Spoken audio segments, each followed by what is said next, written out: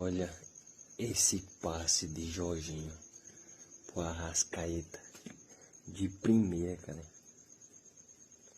Olha que gol fez o nosso camisa 10. Olha só a pintura. Deixou no chão e chutou de esquerda no cantinho para fazer 1 a 0 Flamengo. Esse cara já fazia sucesso fora.